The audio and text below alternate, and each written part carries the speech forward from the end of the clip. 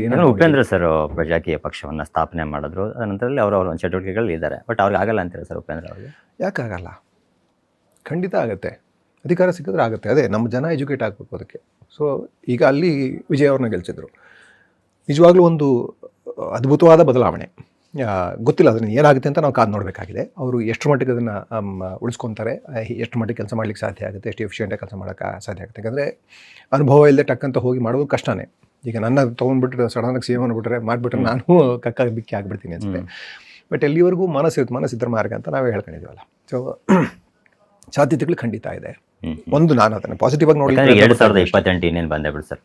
ಸಾಕಷ್ಟು ಜನ ಅಂದರೆ ಇದನ್ನು ಏನು ವಿಜಯ್ ಅವರು ತಮಿಳುನಾಡಲ್ಲಿ ಆದಂತಹ ಬದಲಾವಣೆ ರೀತಿಯಾಗಿ ನಮ್ಮ ಕರ್ನಾಟಕದಲ್ಲೂ ಆಗಬಹುದು ಅಂತ ಕೆಲವೊಂದಿಷ್ಟು ಇವಾಗ ರೀಸೆಂಟಾಗಿ ಚೇತನ ಅಹಿಂಸಾ ಅವರು ಕೂಡ 2028ಕ್ಕೆ ಪಕ್ಷವನ್ನು ಕಟ್ತೀವಿ, ಎಲ್ಲ ಜಿಲ್ಲೆಗಳಲ್ಲಿ ಹೋಗಿ ಅವರು ಇವಾಗ ಆಲ್ರೆಡಿ ಸರ್ವೆಗಳನ್ನು ಮಾಡ್ತಿರುವಂಥದ್ದು ಮತ್ತು ಅಭ್ಯರ್ಥಿಗಳನ್ನು ನಿಲ್ಲಿಸೋ ವಿಚಾರವಾಗಿ ಒಂದಿಷ್ಟು ಕೆಲಸಗಳನ್ನು ನಡೀತಾ ಇರುವಂಥದ್ದು. ಈಗ ಉಪೇಂದ್ರ ಅವ್ರ ಕಡೆ ಒಂದು ಕಡೆ ಪ್ರಜಾಕೀಯ ಪಕ್ಷ ಇರಬಹುದು. ಈ ಥರ ನೋಡಿದಾಗ ಕಿಶೋರ್ ಅವ್ರು ಏನಾದರೂ ರಾಜಕೀಯಕ್ಕೆ ಬರ್ತಾರಾ?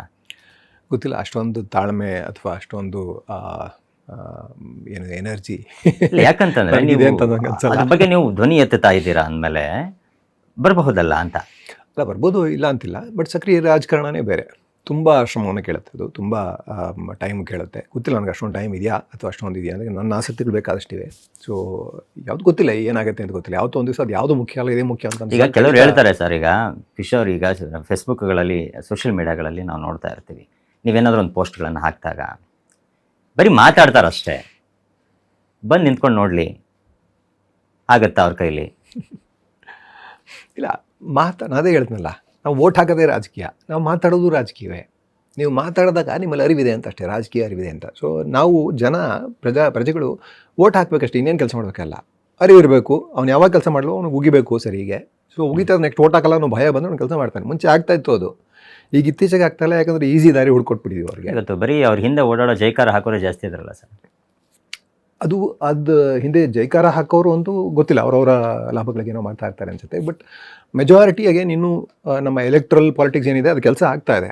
ಆದರೆ ವೋಟ್ ಹಾಕೋರು ಕರಪ್ಟ್ ಆಗಿಬಿಡ್ತಾ ಇದೆ. ವೋಟ್ ಹಾಕೋರಿಗೆ ಆ ಎಜುಕೇಷನ್ ಇಲ್ಲ, ಅಂದರೆ ಅದರ ಅರಿವಿಲ್ಲ, ಪ್ರಜಾಪ್ರಭುತ್ವದ ಅರಿವಿಲ್ಲ. ಇದು ಹೇಗೆ ಕೆಲಸ ಆಗುತ್ತೆ, ಹೆಂಗೆ ಇವ್ರ ಕೈಲಿ ಕೆಲಸ ಮಾಡಿಸ್ಕೋಬೇಕು ಅನ್ನೋದು ಗೊತ್ತಿಲ್ಲ. ಅವ್ರಿಗೆ ಗೊತ್ತಿದ್ದಿದ್ರೆ ಇವು ಧರ್ಮದ ಆಧಾರದ ಮೇಲೆ ನಾವು ವೋಟ್ ಹಾಕ್ತಾ ಇರಲಿಲ್ಲ. ಸೊ ಇನ್ನೊಂದೇನು ಆಗ್ತಾ ಇದೆ ಅಂತ ನೀವು ಹೇಳಿದ್ರಲ್ಲ, ಈ ಎಲ್ಲರೂ ರಾಜಕೀಯಕ್ಕೆ ಬರೋದು, ಸಕ್ರಿಯ ರಾಜಕಾರಣಿಗಳಿದು ತುಂಬ ಒಳ್ಳೆ ಬೆಳವಣಿಗೆ ಆಗಬೇಕು.